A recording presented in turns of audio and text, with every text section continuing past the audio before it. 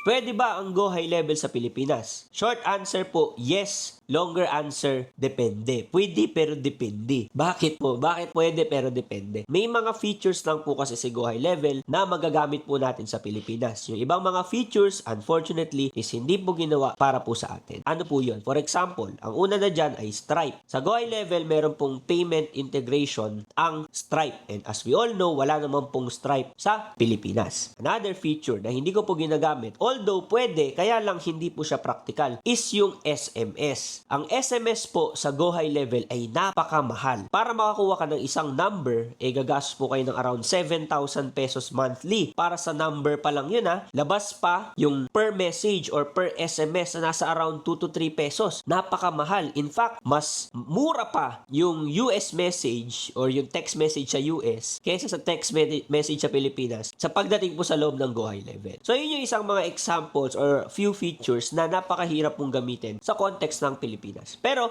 the rest, all goods naman. Calendars, CRM, email marketing, funnels, websites, lahat ng yan nagagamit and very applicable po sa Philippine scenario.